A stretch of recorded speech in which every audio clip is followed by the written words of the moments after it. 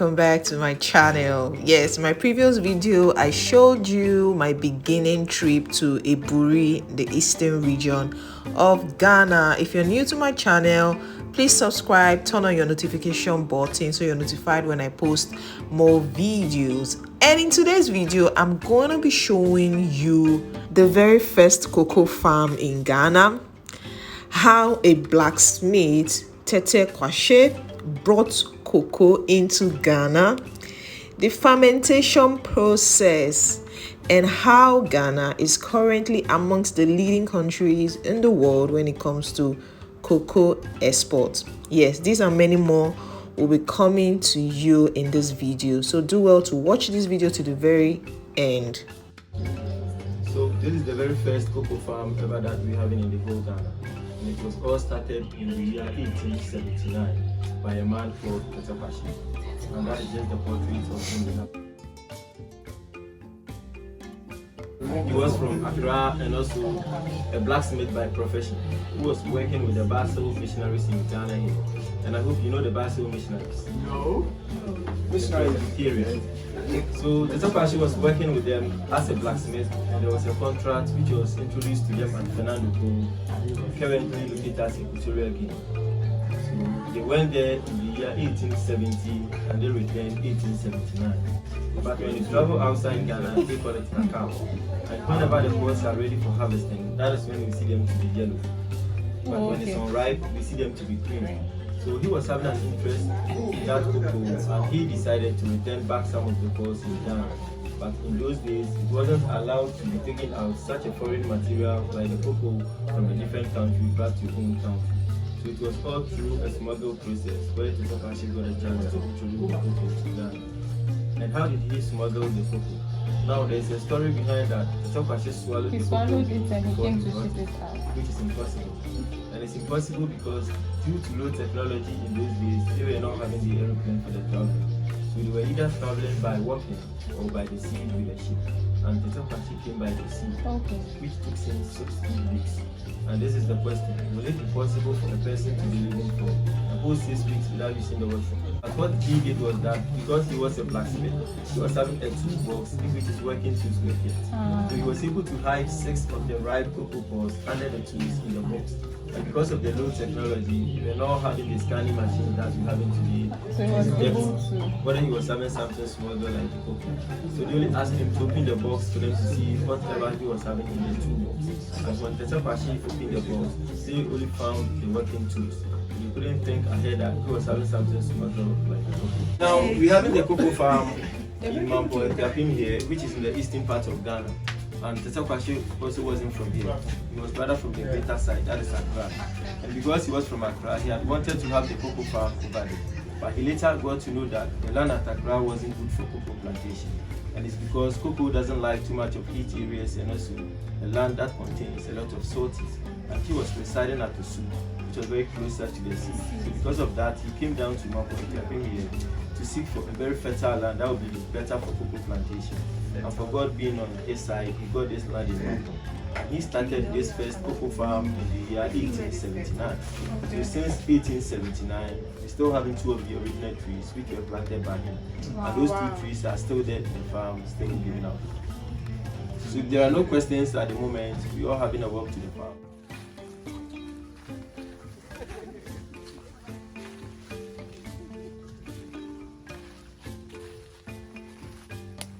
We are in the cocoa farm, and once you've never been into a cocoa farm before, there are 1 or 2 things you need to know and also understand about cocoa. And I hope some of us can just figure out right? Yes.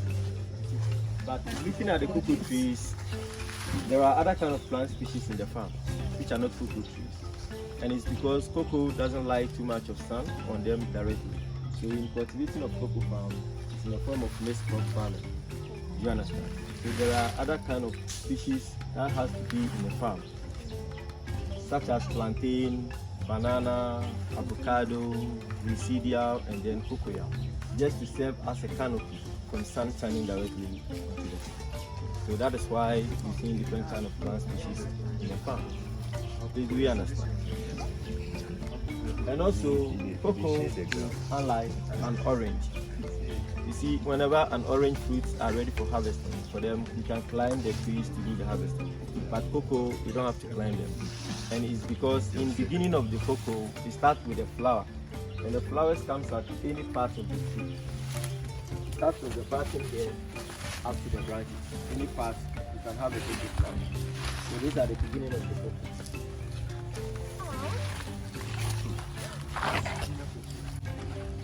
These have you seen? Yeah. These are the beginning of the cocoa. So we have them here in some back here. So because of these flowers, you don't have to climb the tree to do the harvesting, as it is in an orange farm. So the farmer has to get a tool which you can just stand off the tree to do the harvesting without destroying any of the flowers. And the tool that we use for the harvesting is called a sickle, but in our Greek they call it go to hell. A very long stick, Go to hell. a very long stick with a king metal on it, very sharp one of course. So whenever you see a yellow cord, then you go in for the tool and then you hook it and harvest it. Please, do you understand? And also we can use our hand in harvesting, but if you are not perfect, you will damage the point where the cocoa will be. So in using the hand, you have to just twist the pod till it locks. Please, do you understand? But maybe someone may not be perfect to turn it or twist it before it closes. The person will just pull it off like this and you are spoiling the part. So always, when doing the harvesting, there is a cushion here that always has to remain on the tree for another harvesting season. Please, do we understand? Okay. So please come down here. Okay. So this is the tool that I'm talking about. And also, looking on the trees, we have no yellow cores on them. Are you sure? We only have the flowers At least one somewhere. and the green ones. And it's because cocoa is a seasonal crop. So we have seasons for the harvesting. And also we have different varieties of cocoa. We have three main types of cocoa, namely Amelonado, hybrid, and then Amazonia. Amelonado, hybrid, and then Amazonia. But Ketakwashi brought only one type, that is the Amelonado. But we got the hybrid and Amazonia because the Amelonado has a very longer gestation period, which will be starting from 6.5 to 7 years. It's a very longer time. So because of that, the farmers were complaining. So they went into research and come out with a variety which has a very shorter gestation period, which will be starting from just 2.5 to 3 years. And those ones are the hybrid and Amazonia. But now, if you go to the hybrid and Amazonia farm, they are still having ripos all over. But in this farm, we'll be starting the harvesting from June. Okay. Do you understand? So we start from June and it ends in December. In this variety, Amelonado. So that is why we are not having any ripos on it. Please, do we understand? Yeah. So please come down to where we have the original. We come to one of the original trees which was planted in the year 1879 by Tetepashi. And I told you that we're still having two of them in the farm. This one and the one down there. And these two trees are the very oldest cocoa trees ever that we have in the whole So town. this one is the first one. Yes. And it's nice. now 144 years. But it still looks fresh, younger. And if we are to be in the harvesting season, we'll be seeing a lot of the ripos on the trees. Do we understand? And also looking at the trees, how older it is, maybe we are going to think that it should be very bigger and also taller than what we are seeing. But cocoa trees doesn't grow to become all that bigger. It becomes very old. But unless we check this one, that is the Gracidia. The main shading tree that has to be cocoa trees to the other ones in the farm. You see that none of them are having more offshoots than the original one. And also you only see these characteristics in the Amelonado variety, but not in any other varieties like the hybrid and Amazonia. And it's because the older the tree becomes, more offshoot that is also going to have. And the offshoot will start coming from 40 years and above. But the hybrid one doesn't have the lifespan up to 40 years. Now, Ghana Cocoa Board is the major company that buys cocoa in Ghana here, you understand? But if I'm to be a cocoa farmer, I cannot sell my cocoa beans direct to Cocoa Board. We are having some small-scale agencies, so I'll give it to the agencies, and the agencies will then give it back to Cocoa Board. And Cocoa Board has the right to sell it across the world, especially to Belgium and then Switzerland. There's this process called the fermentation that makes Ghana cocoa beans more quality. And how do we do the fermentation? We do the fermentation when all the ripe oils has been harvested from the trees. We group them at a point, take it one after the other, cut it open and scoop the beans off the pod and wrap them in either plantain leaves or banana leaves for 7 days. And after 7 days, the beans has to change from white to brown.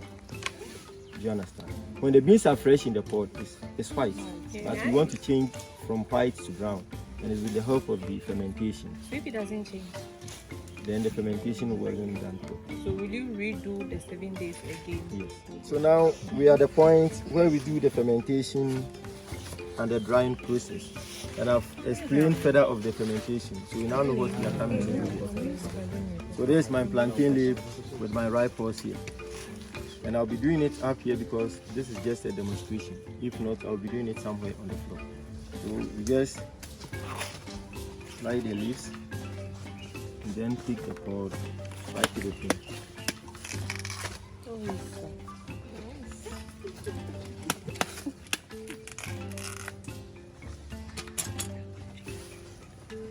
So this is how the beans are always arranged in the pod.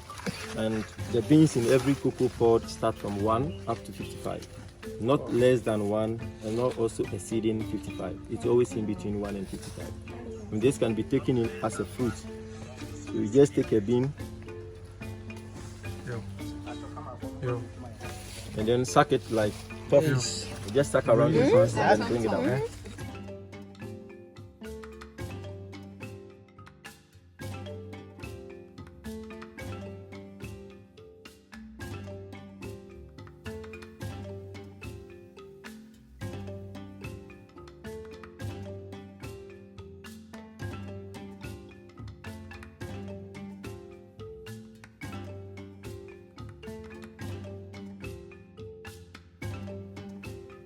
So when you are done, you take off the beans and then put it on the lid. So you see, fermentation begins under darkness. So if I cover, fermentation begins. But there's one thing about the fermentation, and that is we don't allow air to get into contact with this. Else the beans are going to get germinated, and if so, the farmer has to plant it. By looking at the farm, it's already full up of cocoa, which we are not having any more space for planting. But that's what we want to get so that we can sell out to the companies. So for this not to go under germination process, then we have to put some sticks or stones around it to make it very firm to avoid air. So we are assuming that this is our sticks. Just place them around. And then leave it for the first 3 days. After the first 3 days, we come around and then we open. There is a placental. There's a placenta that keeps the beans binding. After 3 days, we have to separate the beans from the placenta. And this is how we go.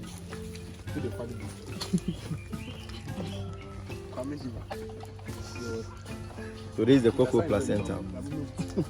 Bring the beans back into a heap.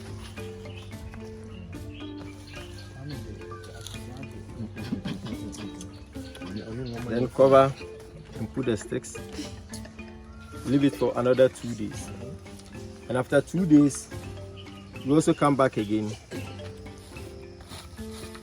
and then check. The process is going on for 7 days. So first 3, second 2, making 7. 5. And I said the process is going on for 7 days. After 7 days, the beans has to change from white to brown. So by 5 days time, you see that the changes has already started. And it's only going to start at the surface. And it's because the beans are more and also in a heap. So such a heap, if you go beneath 4 inches, that part is zero fermented because there's no oxygen there to support the fermentation. So for that, we need to send the 12 fermented beans down and bring the bottom unfermented beans up. So this is how we go. Use them like this. Yeah, but you cover it. Cover it again for 2 days. Yes, for the last 2 days. So we cover for the last 2 days. So 3, 2, 2, making 7. So when it's the 7th day, which is the end of the period, then we're totally going to see the beans brown, but it will still be wet, which needs to be dried. And in Ghana, we only dry our cocoa beans under direct sun, and it has to be done on this mat. So this mat was made from a raffia tree. Made it in such a way that during the drying and it's about to rain, we can just fold the mat like this. then put either rubber or roofing sheet on it to prevent the beans from becoming wet. And we do the drying under direct sun for 3 weeks. And after 3 weeks, the beans dries to become 3 weeks like this. And these are the end products of cocoa from every cocoa farmer. So we are trying them. It tastes like chocolate. Hey, wow, that one bitter. like And it's also, it's also very good to smells like our body system, especially to those who are suffering from high blood pressure. Okay, so in cocoa production, there is nothing being wasted. Everything is useful. So like this, we've taken out the beans, which is the most important to the farmers. But yes, still, we can get some uses out of this. So when it's fresh, this can be given to animals as a feed. Animals such as cow, goat, pig, and sheep will like to feed on this. But when it dries, it becomes black. And this black pod can also be supporting us in preparation of our local soap for bathing and for washing. That is the black soap. So in preparation, we get more of this, burn it into ashes. Collect the ashes, mix it with water, sieve it, and then add either palm kernel oil or palm oil. Put it on fire, add small amount of soda. Continue stirring it until it becomes thick. Then you have your black soap, which is very good to the skin. Do you understand? yeah. And also in planting of cocoa, we don't plant the dry seed, neither the fermented one, but the fresh one straight from the pod. That is what we plant. Do you understand? Okay. Hey, you look like So if there are no more questions to be asked, then this will be the end of our tour. Oh, so I learned a whole lot from this. The presentation was very explanatory, it was interesting, and I'm sure you learned a whole lot from it too. Please drop it in the comment section. I want to hear, or I want to see what you learned from this video. So if you're new to my channel, please subscribe, turn on your notification button, and also like this video. Yes, I'm not done with my trip around Eburi, the eastern region, so just expect more video very soon. All right, bye guys.